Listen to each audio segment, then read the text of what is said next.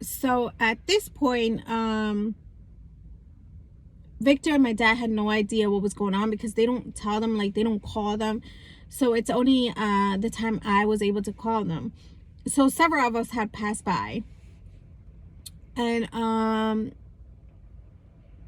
I get to my room and they took my clothes away because they were saying that like I couldn't wear that type of clothes. So mind you, by this time I hadn't showered for like 2-3 days. And I was like, I need to shower, like you don't understand, like. And then so I start showering, but I ended up one of the like scrubs that they had. And then I put my dad to come visit me because Victor was working like so far away and he wasn't gonna make it in time. So it's from 5:30 to 7. You get 15 minutes and he wasn't gonna make it on time. So my dad came, and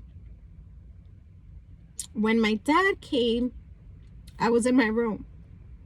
And I remember they called me in the intercom and they told me I had a visitor.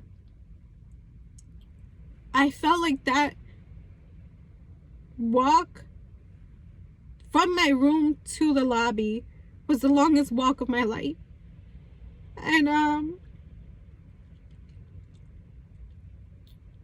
remember seeing my dad and I gave him the biggest hug, and it was that hug where I didn't want to let go. And as a parent, I could understand what my dad was going through, because he was like, can you imagine seeing your child there and not being able to help them and not being able to do anything because you're in a place where they don't allow you to help discharge them or anything, you know? So I remember crying and telling my dad I was sorry to have put them in a situation like that, because I was hurting them in a way where I also didn't want them to feel guilty for bringing me. But I guess at that point they just didn't know what else to do, you know? So my dad ended up bringing me the Bible, and my sister gave him a book to give me, Battlefield of the Minds. And I remember those 15 minutes, I wanted them to last forever. And they count every second that your visitor is there. And my dad told me, he was like, you're not crazy. He was like, don't let this place consume you and make them think you're crazy. You're not crazy. You're human. You went through, you're in a place where you're just stuck and you just need to learn to get out of the hole you're in. But he was like, you're not crazy. And don't allow them to make you think you're crazy. And my dad ended up his eyes started getting watery because he saw you're not stuck with people who have the same situation as you. I was stuck with people who have schizophrenia, who have bipolar disorder, who are alcoholics, who are drug addicts. I was stuck with any possible diagnostics that there is out there. I was stuck with them in that place. It's the smallest unit ever, but there's 30 patients in there. And then they said it was time for my dad to leave, so I ended up giving my dad the biggest hug ever. And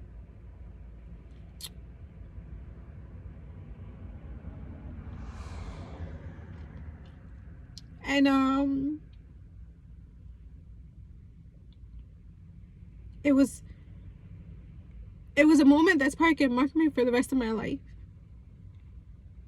And my dad ended up leaving, and then I ended up seeing the psychiatrist the next day, and you're explaining to them, like, I'm explaining to them, like, that I went through this. Like, I'm like, he asked me if I've ever been diagnosed with any mental health problems. And I'm like, I just been diagnosed with severe obsessive compulsive disorder and severe anxiety. And he was like, have you ever had medication? And I'm like, no. Like, I was like, that's what I'm trying to make you understand. You guys are so quick to put people on medication when all they need is someone to talk to them. If it's every day, it's every day for the rest of your life. But I'd rather talk to someone every day for the rest of my life to reassure me that everything's going to be okay than rely on medication that I was like, for the rest of my life, you know? And he was like, no, well, sometimes you just need a little push, and, you know, it's good. Like, sometimes you just need a little bit of medication to help you get through it. So he prescribed me Luvox.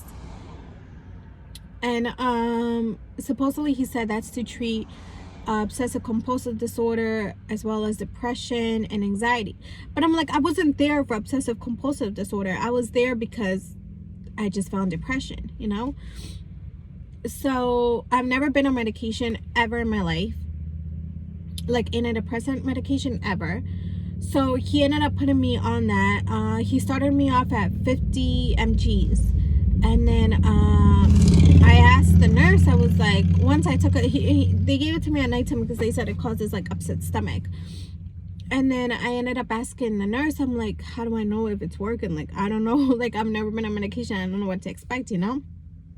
And then she was like, well, some people that take it are like, oh my God, I'm so happy, this and that, and, you know? And she's like, and others are like, okay, like, it takes a while for it to like kick in your system. And I'm like, okay, so then the next day, he asked me how I was feeling, and I was like, well, I don't feel any difference, you know? He's like, okay, I'm going to up the doses. And I was like, how are you going to up the doses when I've never been on medication, and I don't even know what I'm supposed to feel, so how you going to jump from, like, 50 to 100?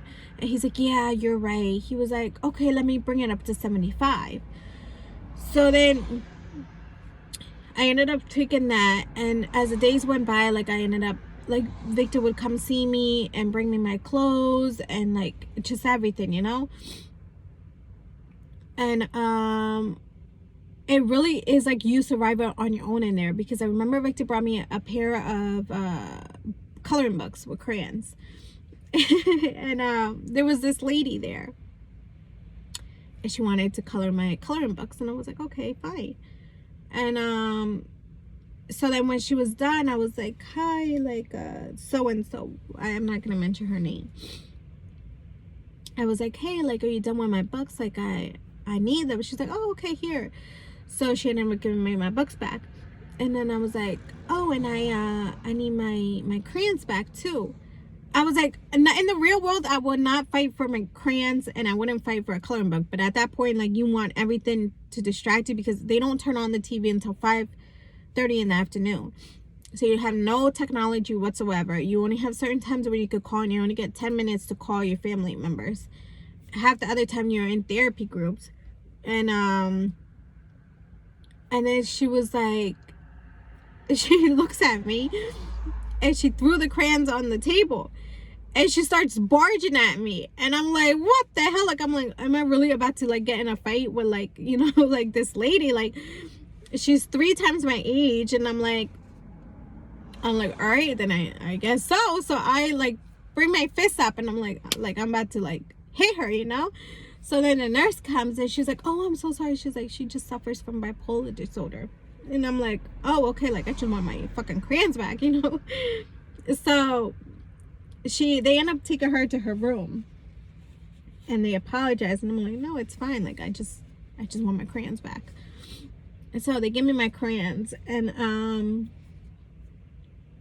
so that by that time I'm on 3 medications. The Luvox, the anxiety medication they gave me, just in case I get like anxiety attacks, or panic attacks, and then they gave me another one to sleep, which I never had sleeping problems ever, ever, ever, ever.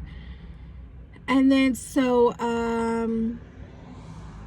I get, okay, so the days are going by and I'm doing everything I'm supposed to do, like fake it until you make it, because I really wanted to get out of there. I would call Victor and I would hear Lenny in the background, but I wouldn't want to talk to him because I didn't want him to be like, oh, where are you, or get upset that I wasn't home, you know. So then oh, they say, it's fucking bullshit, they say that they're not watching you. They're watching every fucking thing you do. They're literally, if you're not going to your therapy groups, the group therapies, they know. So when it's time to meet with your psychiatrist, it's not helping you. Or they say, they make you fill out this form and they're like, oh, you're free to deny medication or excessive medication. You're free to sign yourself out. That's not true at all, because you're not free to sign yourself out, and you're not free to say, oh, I don't want to take the medication and all. If you don't take the medication, you know damn well they're injecting that in your veins for you to get the doses that you need, because you're so-called like you need medication, you know. So at that point, I'm taking the medications and everything, and I remember seeing this kid. He was younger than me, the skinniest kid I've ever seen, and he was crying and he was saying how he didn't want like that no one was listening to him, and that they were just drugging him, and that the medicine they were giving me was just to make him fall asleep, and that was it, and all this, and he wasn't eating because he wasn't hungry. And I remember his dad came to visit him, and his dad, instead of being like, oh yeah, like listening, like I feel like it's very important to listen to your children and listen to someone who's telling you something that, like, you know, like you might not understand, but it's like, listen to them, you know. So he was telling his dad, like, they're drugging me, like you need to tell them to stop, like. But the dad, instead of hearing him, he was like, no, like keep upping the doses to him, like he's not okay, like he's crazy. Granted, maybe there's some people that do need medication, but for things like this, it's like I didn't feel like I needed the medication in my system. So one day I think it was a Tuesday or Wednesday, we're in therapy, and he was so desperate to get out of that place that he thought that the storage room was the place to get out, but it's not, because they have to like swipe their badges and everything to get out. It's like a locked out unit, and he barged into the doors and hit the tech that was there, and to try to get out. So all these nurses and doctors and everything go and grab him. So at that time they strap him. They have like it's not really like a gurney, but so that, and they end up strapping him in. So because he had denied his medication so many times, they ended up injecting him with the medication. And he was like, I felt so bad for him, because I could see he was so desperate, and I could see his tears running down his eyes, because he felt like no one was listening to him. And within a couple seconds, he dozed off. So he passed out completely. He was like so drugged up to the point that when they did end up transferring him to a different hospital, he was so out of it that I felt so sorry for him, you know. And I was like, I need to get the fuck out of here. Like, I was like, I don't know how they claim that this is gonna help you. It's like you don't have any fresh air to breathe. You don't have it. You have the window to look outside the parking lot. I'm telling you, it's like, I don't even know. It's the worst. It's, I think, worse than prison. I've never been to prison, but I'm pretty sure it's right there on top of where prison is. And And then so from there, I was like, no, I need to get the fuck out of here. Like, I was really faking it until I made it. I was like, they were asking me, how you feeling? I was like, fine. They're like, do you have any suicidal thoughts? I'm like, no. Like, you know, I was so ready to get the fuck out of there that I was like, I'm gonna feed you everything you want to hear, and I'm gonna do everything I have to do to get out of here. So Friday comes along,